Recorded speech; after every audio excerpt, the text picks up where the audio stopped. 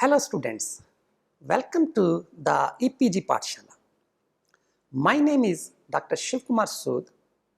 I am senior scientist in the division of animal biochemistry at National Dairy Research Institute, that is NDRI, Karnal, in Haryana, India. I am going to talk about the overview of bioinformatics from the paper Biostatistics and Bioinformatics. Bioinformatics began with efforts to combine experimental biological data with computational algorithms for generation of information and knowledge about the biological processes. The ultimate goal is to model complete biological processes which are recognized series of molecular events or functions. Each biological process has a defined starting function and a defined ending function with intermediate functions as in biochemical pathways. These functions or the activities are essential for integrated functioning of the living cells. Bioinformatics began on a small scale with the development of sequence alignment algorithms for searching homologous sequences which are conserved during the evolution. The power of sequence alignment for searching similar sequences from the database was appreciated with the computational gene hunting for the disease cystic fibrosis. Subsequently, bioinformatics encompassed high throughput technologies developed using biochemistry, molecular biology, biotechnology, genetics, chemical engineering, mathematics, computer science, information technology, and telecommunication tools.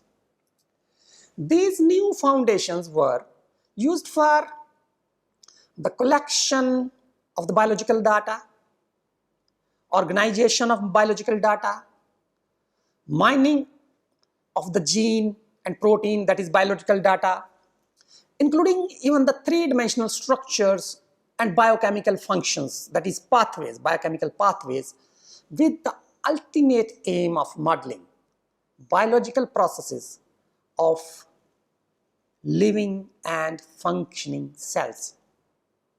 Let us now have a look at the learning objectives in this module. We'll begin with bioinformatics in relation to biochemistry and biotechnology. And this will start by taking an example of bioinformatics, that is the classical example of cystic fibrosis disease. Then we'll follow to understand the central paradigm of bioinformatics. As there is central dogma of molecular biology, there is central paradigm of bioinformatics. And we'll continue with defining what are the key areas in the area of bioinformatics and how the bioinformatics originated. It emerged as the fusion of biotechnology and information technology, and then we'll continue to understand what is the aim and goal of bioinformatics and what is the scope of bioinformatics. Now we'll discuss gene hunting of cystic fibrosis gene. The disease, cystic fibrosis, is associated with abnormal secretions leading to recurrent infections of respiratory tract. Cystic fibrosis was diagnosed in 1 out of every 2,500 persons in Caucasian race of Western population. 1 Caucasian out of 25 is a carrier of the faulty gene present on one of the 23 pairs of chromosomes in humans. Its gene is autosomal and recessive. By autosomal genes, we mean that the disease is not sex-linked and the gene is present on a chromosome other than sex chromosome X or Y. This means that the gene is present on any of the other 22 pairs of the human chromosomes. In addition, the cystic fibrosis disease is a recessive trait, which means that when both of the alleles on each of the homologous chromosomes are faulty, only then the disease is manifested. Now, with the advancement of laboratory testing, the presence of cystic fibrosis disease is well documented even in other countries, including India. Interestingly, the most of the phenotype of cystic fibrosis gene is in accordance of the Western population. In 1980, biologists knew nothing about this gene.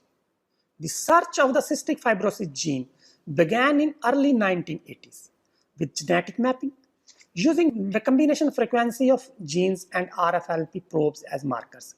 In 1985, 3 groups of scientists independently announced the cystic fibrosis gene on chromosome number 7. The gene was located between MET gene, a gene involved in cancer, and D7S8, an RFLP marker. The genetic map encompassed approximately 1 million nucleotides. Genetic mapping was followed by physical mapping. This began with generation of complete genomic library of overlapping clones generated using different restriction enzymes. A clone hybridizing with D7S8 marker was selected for next stage, that is sequencing.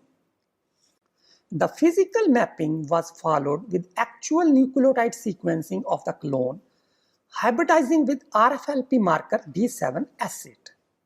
This nucleotide sequence was used to design a probe for selection of next overlapping clones, hybridizing with the ends of this sequenced clone. After several rounds of selection of overlapping clones and their sequencing, the gene of interest was ultimately sequenced. Knowing the approximate location of the gene, however, does not lead to the gene itself. For example, the Huntington's disease gene was mapped in 1983, that is well before cystic fibrosis gene in 1985, but it remained elusive till 1993. However, with the overnight database search in 1989, a region encompassing about 6,500 nucleotides was found to have sequence similarity to ATP binding proteins. This sequence database search not only identified the gene but also hinted at its possible structure and its possible mechanism through which the disease was manifesting. This showed the power of sequence similarity, which was based on sequence alignment for searching similar sequences in the databases. This sequence similarity search is most widely used tool of bioinformatics today. This laid the foundation of bioinformatics. This database search revealed that the protein encoded by the cystic fibrosis gene is a transmembrane conductance regulator, which is an integral membrane polypeptide of 1480 amino acids. This polypeptide has 5 domains. These include 2 transmembrane, 2 cytoplasmic, and 1 regulatory domain. Each domain has a specific function involving transport of chloride ion from environment or from inside to the cell through the cell membrane. Consequently, mutations in these domains affect the transport of chloride ions through the cell membranes, causing abnormal secretions in the respiratory tract or even in the sweat. You will find that when the cystic fibrosis is there, the salt comes and manifests the disease. The most common symptoms are the sweat and respiratory tract infections. We are well aware that biology at the molecular level is guided by central dogma of molecular biology. Central dogma of molecular biology tells about the flow of information from DNA to RNA through transcription, and then from RNA to protein through translation. And this flow of information is never in the reverse direction. That is never back from protein to RNA or from protein to DNA. This shows that the central dogma of molecular biology dictates the direction of synthesis of biological molecules. That is from DNA to RNA, from RNA to proteins. This dogma forbids the synthesis of nucleic acids from proteins. Never happens. This flow of information then decides the manifestation of the phenotype in a given cell or an organism. However, this dogma is not able to answer the questions like that when a gene in the life cycle of an organism or a cell, or in which tissue of an organism, or why a gene is expressed at all, or how the phenotype of the gene is manifested, the way, the mechanism in an individual. Central dogma of molecular biology simply conveys that the sequence information determines the phenotype of a living organism or cell.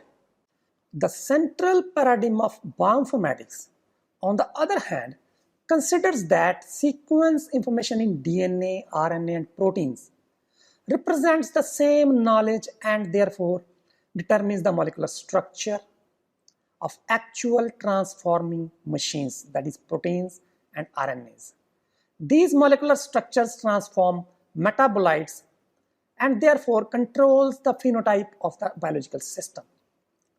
Therefore, central paradigm of bioinformatics specifies that the sequence information determines the protein structure, which in turn will give specific biochemical functions to finally express the cellular phenotype through interaction of metabolic, signaling, and gene expression pathways. The cells which will be surviving will then reproduce to pass on the genetic sequence information to the next generation of the cells, which will repeat the sequence to structure to function to systems cycle. Therefore, bioinformatics is having 4 sequential levels. The first is the determination of genetic sequence information encompassing genes and proteins. The next is the transformation of this sequence information into 3-dimensional structural information of the proteins and RNAs. The classical experiment of Christopher Elphinson in 1973 involving denaturation and renaturation of RNAs established that the information for folding a protein into 3-dimensional structure is encoded within the amino acid sequence of the protein itself. Therefore, once the protein is synthesized, it will fold into 3-dimensional structure as per information contained in the sequence itself. Once the protein folds into the encoded 3-dimensional structure, then this protein and other interacting structures implement the biochemical transformations, resulting in signal cascades and biochemical pathways.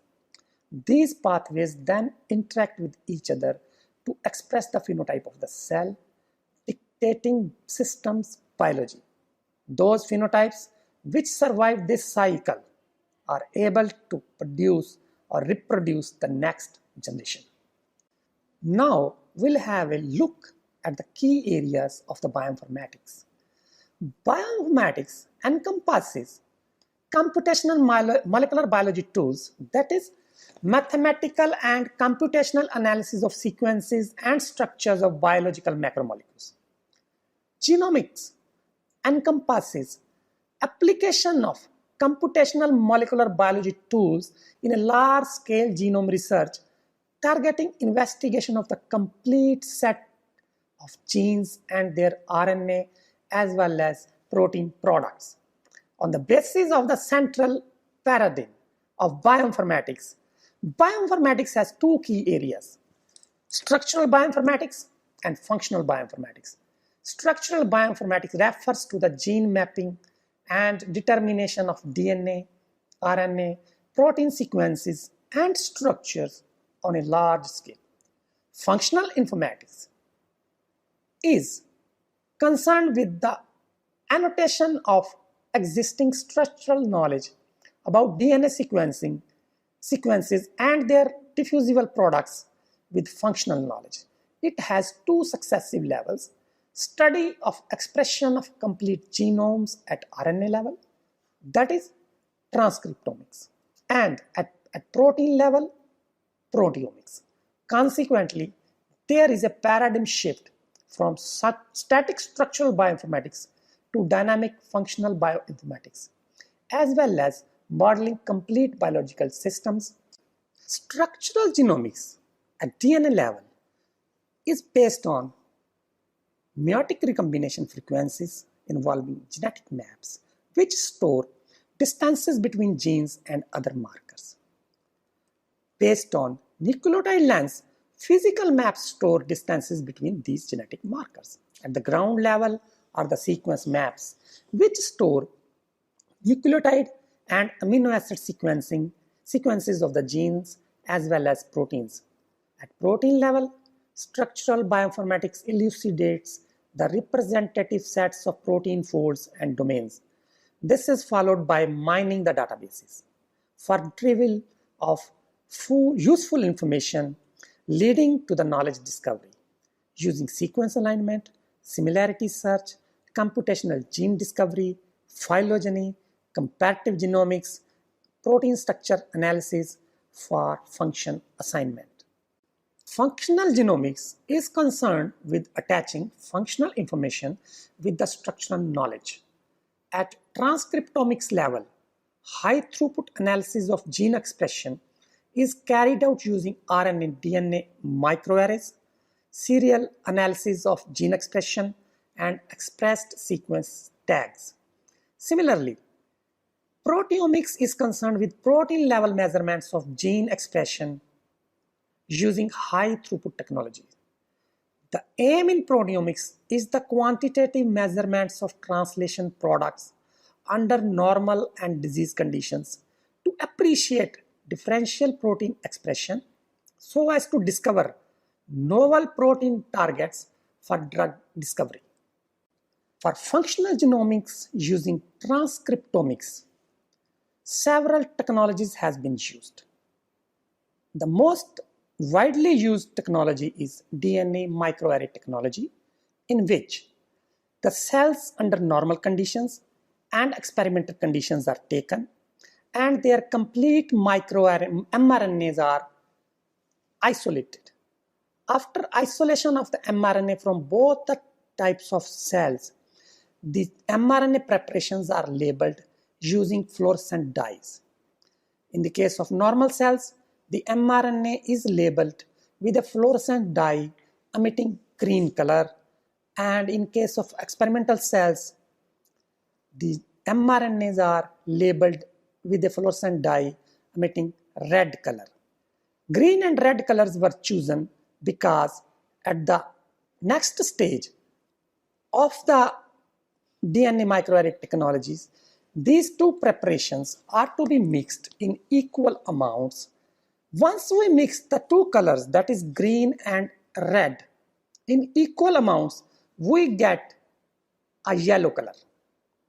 Therefore, when we mix them in equal amounts, if the color is yellow, it means both the green and red color are present in two preparations in equal amounts. After mixing, both are hybridized with the DNA microarray chip and they are scanned. When they are hybridizing with the DNA microarray, the mRNA preparation, mRNA molecules in the preparation will hybridize with the specific DNA probes attached to the DNA chip, the DNA microarray chip. This chip is a matrix of all the probes arranged in rows and columns. Each cell in this chip represents a particular specific gene. The gene probe is attached on all the spots in rows and columns. Therefore, if we have a chip, let us say for 100 genes, and then we'll arrange the chip in such a way that there are 10 rows and 10 columns, and we'll have 100 cells. In each cell, we'll attach a specific DNA probe which will hybridize with a specific mRNA product of that gene. When we hybridize the preparation of equally mixed mRNA preparations, then the mRNA present, if in the preparation, will hybridize and bind to the DNA probe on the chip. If it is not present, it will not bind, and therefore there will not be any signal. In these cells where there is no binding, there will be no signal. The color of the spot will be black. Where the gene is expressed only in the normal cells, therefore the gene is not expressed in the experimental cells, the mRNA which is labeled with green probe will bind to the target probe, which will then emit only green color. Since the mRNA from experimental cell is missing, red color will be missing in this, and since red color is missing, the color will be pure green. Similarly, when the mRNA is present only in experimental cells, it will hybridize with the target probe on the chip, and that spot will look red in that case. In those cases where the gene is equally expressed both in normal cells and experimental cells, therefore the two colors will mix in equal amounts. They will bind equally to the target probe on the DNA microchip, and therefore they will give yellow color to the spot. Where in other cases we'll have 60-40 ratio, 40-60 ratio, we'll have a gradient of colors, and scanning machines can read all these gradients and transform this color into the quantitative levels of mRNA expression. Therefore, we'll come to know that where there is green color, the gene is expressed only in normal cells. Where there is there is red color, the gene is expressed only in experimental cells. Let us say the experimental cells are a disease condition. If red spots are there, this shows that these may be the mRNAs and consequently the proteins which are involved in the expression of the phenotype of the disease. Therefore, one may look for novel targets for designing drugs targeting these genes or their protein products. On the other hand, when a gene is expressed in normal cells, its color will be green, and if it is not, when it is not expressed in experimental cell, the disease may be because of the downregulation or blocking of the expression of this gene. Consequently, the green and the red signals, which are pure signals, provide us opportunities to select the targets for the drug design. Similarly, we can check the expression of genes at the protein levels. The technology involved in this case is two-dimensional gel electrophoresis. In this case, of two dimensions of the gel electrophoresis, the protein sample is first run into first direction, in which STS page process occurs, and the separation of the proteins is based on their molecular weight. After the separation of the proteins on the basis of their molecular weight, the gel is then run into the second dimension based on the isoelectric focusing. Now, the proteins in each separated band will further get separated on the basis of their isoelectric points. After the separation of these proteins in the sample in two dimensions, we'll get several spots on the gel which can be scanned for quantification. through phosphor imaging, and they can be identified using mass spectroscopy. For identification, each spot which is there can be picked using robotics and then digested with specific protease cleavage enzymes and subjected to mass spectroscopy for sequence determination. This will then establish the identification of the protein based on its molecular weight and sequence. Therefore, we can now compare. First of all, we can resolve all the proteins from a given sample.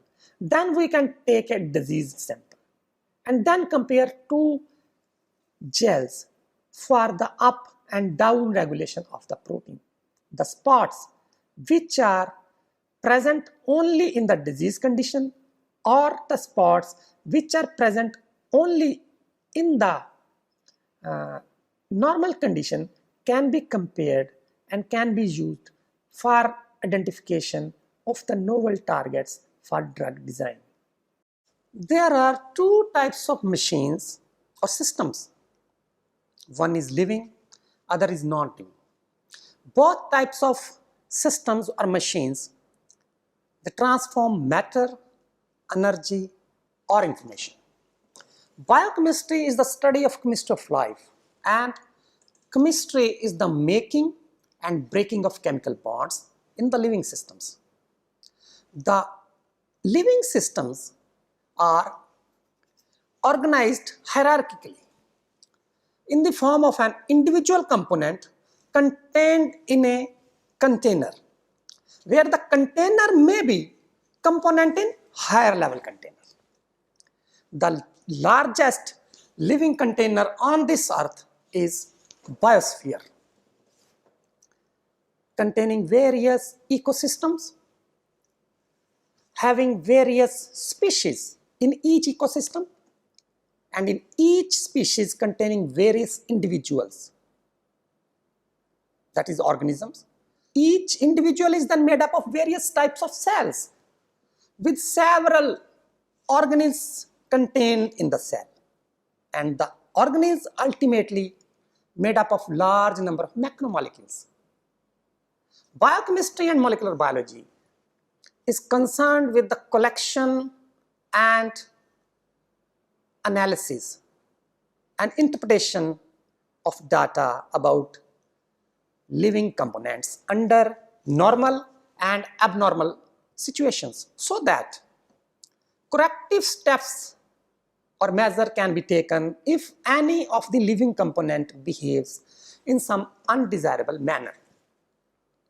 The approach followed has been reductionist, with isolation of single living component, say a protein or a DNA or a gene, and then making observations experimentally on this living component. Life is defined as the capability of a system to reproduce itself, as a cell can give rise to another cell. That is to produce a replica of the complete system. A DNA produces a complete DNA, a cell produces a complete cell by itself.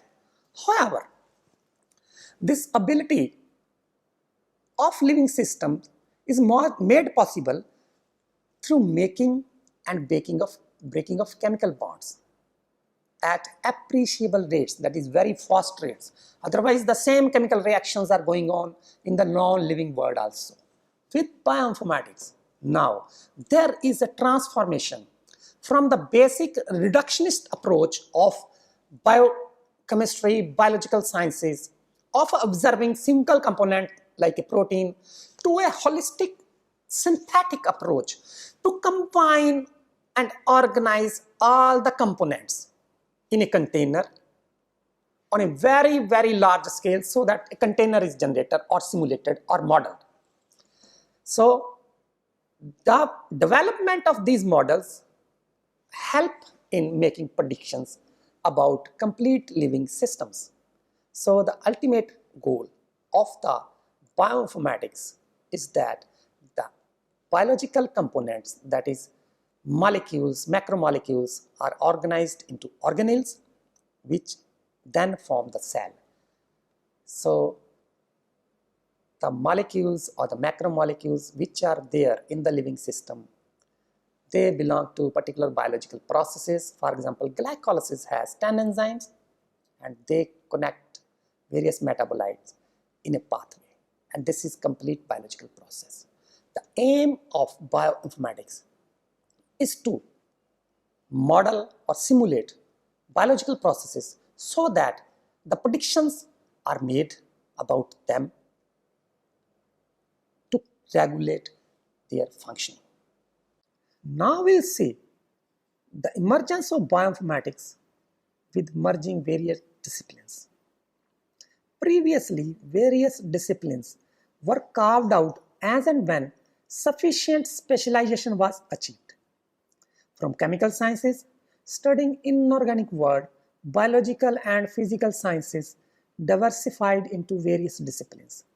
Then the era of merger of disciplines began, with biotechnology emerging through merging of biological sciences involving biochemical engineering, genetics, and microbiology.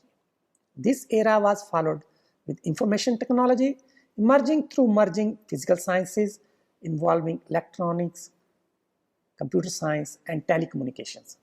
Subsequently, bioinformatics, born out of the alliance between existing disciplines of biotechnology and information technology.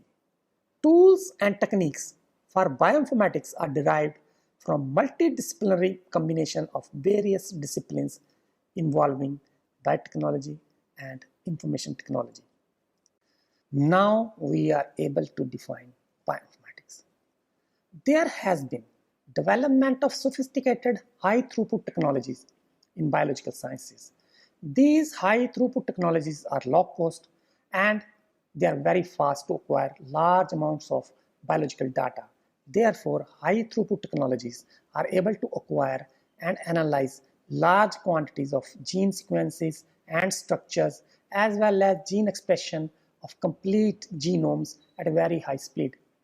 The quantity of data produced is so large that it is impossible to manage this large-scale data without automation using computing and robotic devices. Consequently, mathematics, computer science, and information technologies were increasingly applied to collect, organize, and interpret this large quantity of data for modeling biological processes. Therefore, bioinformatics can be defined as a discipline for collection, organization, and mining of large quantity of biological data for modeling biological processes. Now let us have a look at what is the goal of bioinformatics. Bioinformatics has emerged as a result of advancement of the experimental technologies for collection of vast amount of data in biochemistry and molecular biology, and subsequent organization, interpretation, and modeling these data with mathematics using computers. Bioinformatics therefore fuses biotechnology with information technology, where biotechnology provides data for IT processing and IT makes prediction about biological processes to generate information which can then be tested for its correctness through on-field, on-bench experiments. Dear students, in this module, we have seen the emergence of bioinformatics after merging the established disciplines of biotechnology and information technology. And with the development of bioinformatics, we are able to achieve those aims and goals which were not possible.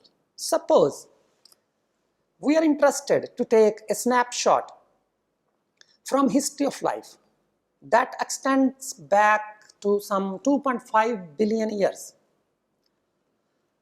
But we find no experimental technology except to have some information from DNA fossils. On the other hand, with bioinformatics, we can expect to model functional system, that is complete biological processes in that age. This is hopeful.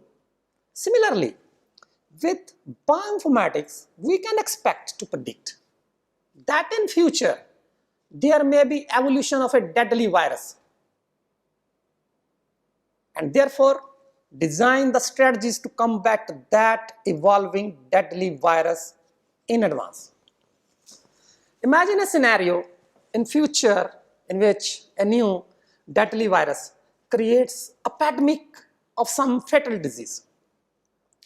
Laboratory scientists will provide the genetic material for automated sequencing, and computer programs will then take over to design an effective drug against this deadly virus. Comparative genomics of this new virus with previously studied viral genomes will suggest some targets for developing drugs against this new virus. Three-dimensional structure prediction of the target shall then provide the actual site for action of the drug. Say an inhibitor of an enzyme sits in the active site and inhibits the enzyme, and therefore disease is deleted. High throughput virtual screening, that is pharmacogenomics, may then lead faster drug development from the predicted drugs, which may be finally tested in the field for its efficacy. Therefore, the scope of bioinformatics is to model complete living biological processes so as to predict the behavior of the living systems and to take corrective action if any of the processes behaves in an undesirable manner. And all this for better health, nutrition, and environment for the living systems on this earth. I thank you all for visiting EPG Pathshala.